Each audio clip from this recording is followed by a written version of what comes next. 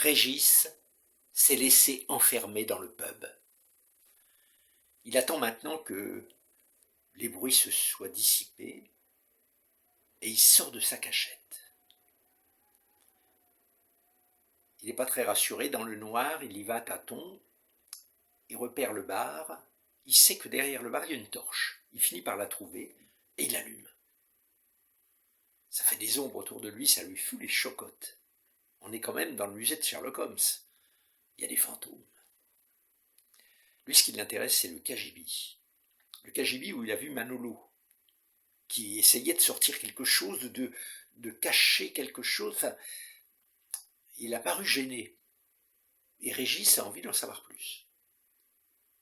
Il essaye d'ouvrir la porte, elle est fermée. Normal. Bon, il s'en va vers le tableau où il y a toutes les clés, et il les essaye les unes après les autres, et il finit par trouver la bonne. Il entre dans le KGB, tout est vide. Il y a juste un petit cintre avec des vêtements de travail. Régis repère sur la gauche une petite porte qui donne sur le musée de Sherlock Holmes, par l'arrière. Eh oui. Alors il décide d'aller faire une petite visite. Il s'approche et de la main droite, il se guide avec le long du mur de papier peint, et là son doigt accroche quelque chose. Il s'éclaire, sa main a touché un petit clou. Il tire sur le clou se défait du mur, et le clou est accroché à un fil. Régis tire sur le fil, et une petite cloison s'ouvre, et à l'intérieur du mur, il y a un coffre. Un coffre avec des numéros, naturellement fermés. Bon, Régis remet tout en place, et il s'en va dans le petit musée de Sherlock Holmes. Impressionnant. Ben oui, le célèbre détective est là. Assis sur sa chaise, la pipe à la main. Son chapeau un peu de travers. On dirait qu'il lui fait un petit signe en entrant. « Good night, sir ». Régis s'amuse. Le musée n'est pas très grand, 5 mètres environ, 5 mètres carrés. Et puis devant, il y a cette vitre qui donne sur l'extérieur. Régis s'approche de Sherlock Holmes, il veut lui remettre son chapeau en place. Mais il s'aperçoit que sur le crâne de cire, il y a des petits traits.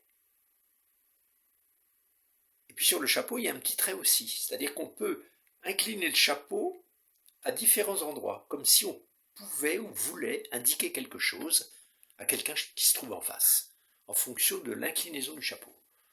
On peut peut-être indiquer une heure, un jour, un code. Tiens, bizarre. Et puis il y a une autre chose qui est bizarre, c'est cette odeur. Régis aurait pu penser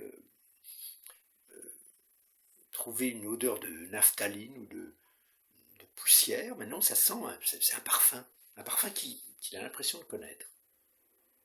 Bon, il décide d'inspecter. Il se la joue Watson, élémentaire, mon cher. Il prend la loupe de Sherlock Holmes et commence à inspecter le fameux détective sous toutes ses coutures. Il ne trouve rien. Bon, rien de particulier. Il veut quand même vérifier si la pipe est vraie. Il approche la loupe et sous la pipe, il aperçoit un numéro tout petit, un numéro de 4 chiffres. Et si c'était le numéro du coffre? Il décide d'aller voir. Il va jusqu'au coffre, il refait la manœuvre, il essaye le numéro et ça marche. Le coffre s'ouvre. À l'intérieur du coffre, il y a des billets élémentaires. Il y a aussi, à l'intérieur du coffre, une page dactylographiée qu'il parcourt.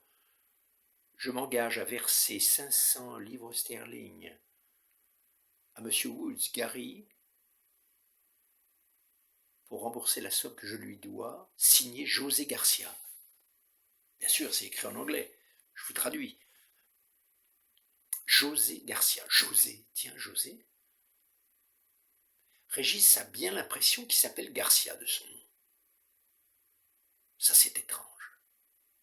Au fond du coffre, il y a un vieux sac. On dirait un petit sac à patates, il le tire vers lui, bah, ça sent la naphtaline par contre. Il l'ouvre, et à l'intérieur il trouve des gants de boxe. Des vieux gants. De plus en plus bizarres. Bon, il remet tout en ordre, et à ce moment-là, il entend un bruit, comme quelque chose qui tombe par terre dans le musée. Il revient dans le musée, il regarde. Sherlock Holmes paraît avoir un petit sourire, comme s'il voulait lui indiquer quelque chose. Régis se promène un petit peu partout, inspecte, il ne trouve rien, et son pied heurte quelque chose. Il vient de marcher sur un crayon. Ah, c'est le crayon de papier qui était dans la main de Sherlock Holmes qui est tombé. Régis ramasse le crayon pour le remettre en place, il a abîmé la mine. Il veut la remettre, mais la mine, en fait, c'est un petit microfilm qui est glissé dans le crayon. Régis l'inspecte vraiment précisément avec sa loupe et la lampe et finit par apercevoir une vague image, on dirait un boxeur. Il remet la mine, remet le crayon et se tourne vers Sherlock Holmes. Il lui demande ce qu'il en pense. Mais le vieux détective a la tête un peu penchée. On dirait qu'il est intéressé, lui, par quelque chose qu'il est en train de lire, un livre, qui se trouve sur la table, ouvert à la page 143. Régis regarde le titre. C'est les aventures de Sherlock Holmes. Celle-ci s'appelle KO in 3 rounds. Ouais, KO en 3 rounds. Vous avez compris. Bon, Régis parcourt les 2 pages. En haut de la page, ça commence par The Kid Gloves. C'est la fin d'une phrase. Et puis ça continue. Une affaire de chantage, visiblement, pas très très intéressant. Et la dernière phrase qui est coupée, c'est We won't finish the ditches. We won't finish the ditches. Voilà. Bon. Régis quitte le musée et retourne dans le pub. Et là, machinalement, il s'installe au bar et il commande un whisky qu'il va se servir lui-même. Un whisky tourbé, un excellent scotch. Ah, il se sent le roi, comme un enquêteur. Et toutes les images lui reviennent en tête. Ouais, c'est étrange. Et là, il sent l'odeur, le parfum lui revient. Ça y est, maintenant, il a compris, c'est le parfum de Dona Maria. Oui, il en est sûr.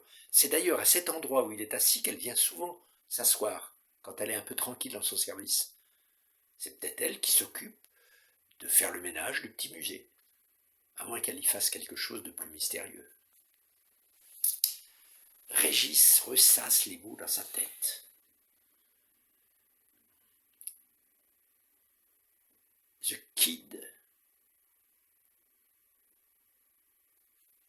Gloves. We won't finish the ditches. We won't finish the ditches with the kid gloves. Il inverse la phrase. Et ça dit, en gros, on ne va pas prendre des gants pour finir la vaisselle. C'est curieux ça.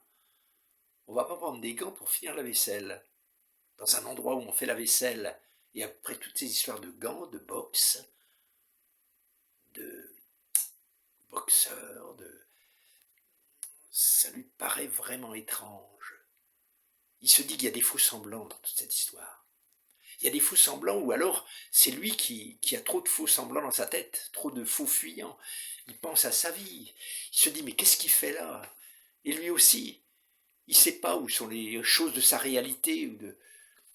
Il repense à une chose importante. Au moment où il est parti de sa ville, il n'a pas répondu à une lettre administrative où on lui demandait de venir s'occuper d'une chose importante et il ne l'a pas fait.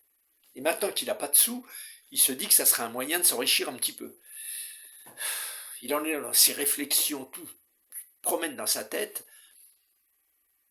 quand il s'aperçoit qu'il y a une lueur de jour qui vient de l'extérieur. En fait, il a passé la nuit, il n'a pas vu le temps passer, il fait jour. D'ailleurs, il entend dans la serrure une clé qui tourne. Il jette un œil, il a l'impression d'apercevoir un garde de Scotland Yard derrière la porte. Attendez, il rêve ou c'est la réalité? Alors, s'il rêve, autant rester en place en attendant de devenir éveillé, ou si c'est la réalité, il a intérêt à se sauver à toute vitesse. Je ne sais pas ce que vous feriez à sa place. Affronter Scotland Yard ou se sauver par l'escalier et par les toits. Hein? Vous faites quoi? Dépêchez-vous. Faut pas tarder. C'est maintenant ou jamais.